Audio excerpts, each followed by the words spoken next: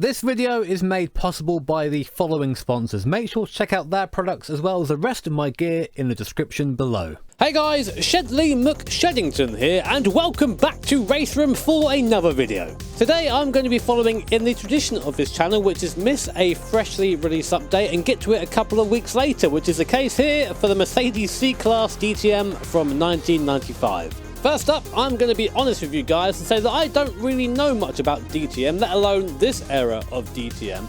But the reason why I feel such nostalgia is because one of my earliest memories of watching racing is sitting in my uncle's living room and watching this shape of car, I didn't know it was a Mercedes at the time of course, go round a circuit. And so whenever I see it now, be it in sim or in video somewhere, I get this super warm nostalgic feeling, and I wanted to try and share that with you guys in the video today. Now just to very briefly go over the car, which is of course why we're here today, the 95 DTM Merc came with a V8 engine producing about 500 horsepower or so, weighed just over a ton, but in terms of technology was just absolutely insane. We're talking traction control, we're talking all-wheel drive being allowed, anti-lock brakes, electronically controlled diffs, the list goes on. In fact, I'd say this car in terms of technology was almost on par with that of an F1 car. To show off this engineering marvel, I'm going to be going over to the Norris Ring, which was actually raced in the 1995 season against 23 AI cars for a 10-lap race. Now, Norris Ring isn't the most complicated track in the world, but it really suits these cars and it's just a lot of fun to drive regardless of complexity. So ladies and gents, I hope you're ready for some 90s DTM nostalgia. So here we are then, sat on board in our C-Class DTM car. Just look at the wires and the panel there for all the electronic wizardry that goes on behind the scenes. But let's focus on the start now. Standing start, build those revs. And away we go. Bit of traction control to get us going. And then back to preset 6, which is no traction control for 10 laps here at Norris Ring. Now first corner is a hairpin.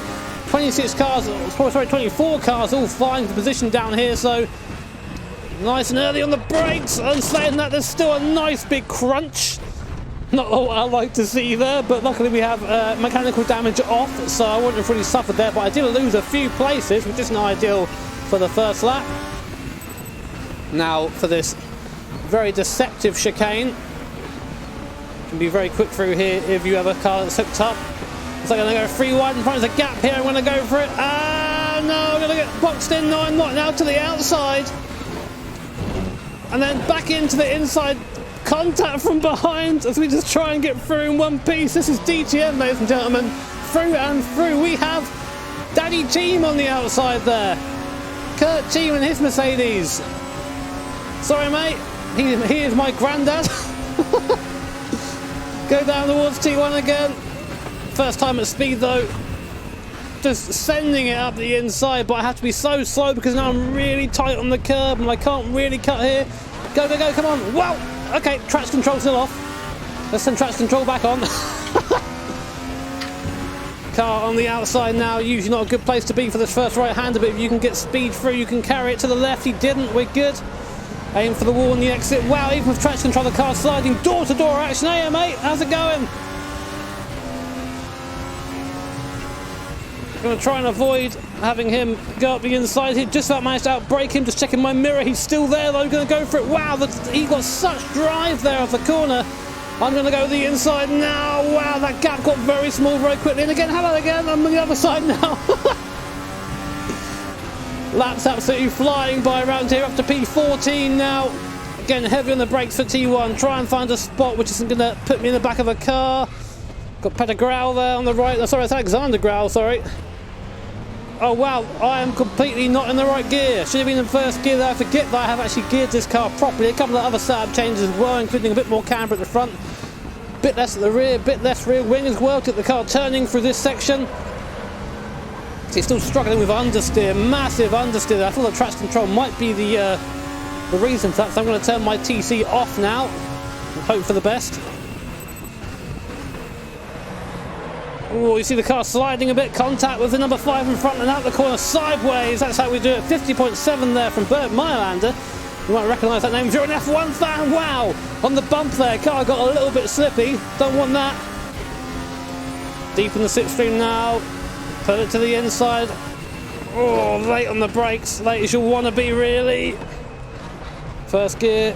Try not to slide it too much. Once his car gets sideways, it's very hard to save. The days of four-wheel drifting DTM cars are pretty much over by this point. Downforce and grip became the way of things. Some argue that it was the start of the fall of DTM, but still very memorable cars nonetheless. Heavy on those brakes again. Tempted to use first gear there, but look at that jolt I get from first gear. You don't have to blip on the downshift in these things. It has auto blip as well as a host of other gadgets that I covered, of course, at the start of the video. And again, that panel down there, just look at all those wires. More power than my shed has.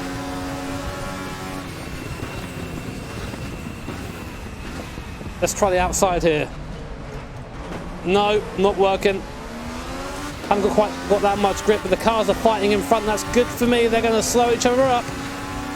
They slot back into line of stern for this chicane. I put it round the outside. Going to be on the inside here. Contact. That was a messy pass. Sorry, mate. Although I don't really care because I'm not going to pull away from you. Wow, this is great fun. So how's this car handle, I hear you ask? It's a touring car on steroids is my response. Lots of power. This is what you'd call a Class 1 touring car back in the day. With a context, the Class 2 touring car was a super tourer, so look to sort of late 90s BTCC to see what a super tourer is. Actually, I think it's from 91 to 2000 they exist, or was it 2001? I forget, doesn't matter. Round the outside. No, you can't make that work, do you? Why won't you learn? You see how far back we are in the car as well. I'll try and show you properly once I get through these corners. I still have to look where I'm going, but wow, VR just actually gets so close to these walls. So that there is the door bar there for the front door, and I'm behind. I'm basically sitting in the back at the moment. The dash in front of me seems like a long way away in VR. I think I should use second for him, just be confident on the exit.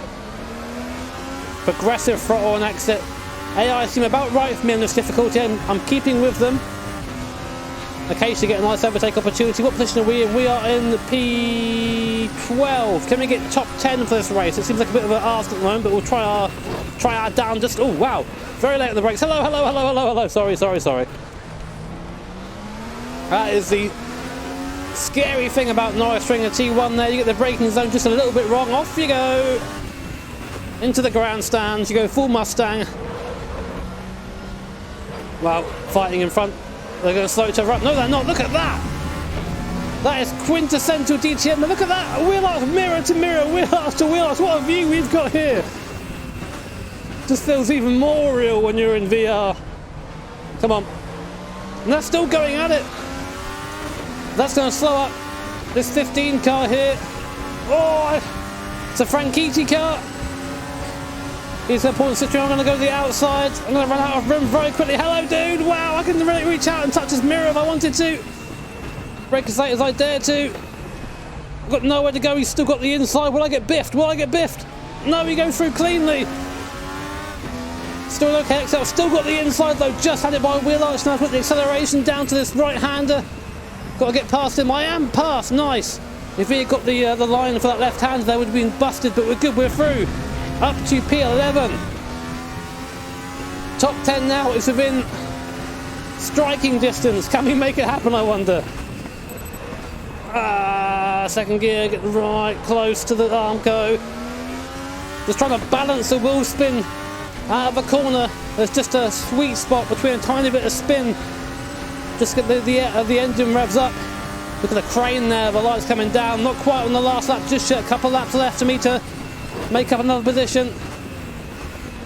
Love using that sequential stick shift. Such a positive feel to it. The Fanatec one here, this SQ 1.5. Very much prefer its sequential function to its H-pattern function. Oh, I should probably be in second through here, but I'm still having trouble getting that front end turned in. Almost want traction control and exit there so I can really plant the throttle, but I just can't. Can't get through there with traction control otherwise. Oh, this car makes you sweat. Even round here, even round the Norris Ring, a relatively simple circuit, but great for racing. So we're getting that slipstream again. I think we're coming on to the last lap now. Yes, we are. My internal clock is sort of working. Very short laps round here, 51 seconds, 50 seconds if you're going very fast. For me anyway. Damn it, got that wrong. It's going to have to be a lunge somewhere. I don't think I'm going to be close enough to do anything.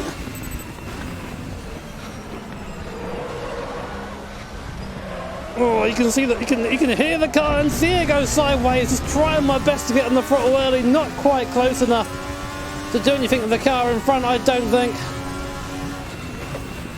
It's a valiant effort though, if I do say so myself. And there you go, that is 10 laps at Norrisring in the newly released Mercedes C-Class DTM from 1995. Great car, lots of fun, recommend getting it if you're into this sort of thing. We come home in P11, not quite enough for a top 10 finish here. Mr. Mylander winning it from Mr. Team, old daddy team there, Kurt Team. So guys, if you enjoyed the video, please hit that like button. If you really enjoyed it, of course, hit subscribe to be notified of future videos. And just to make sure you don't miss anything, hit the bell notification icon too, because that way you get a notification whenever I put up a new video or whenever I go live on stream. Again, a massive thank you to my sponsors and to my Patreons for helping make this a full-time job. Take care everyone, have an awesome day. I'll see you all next time.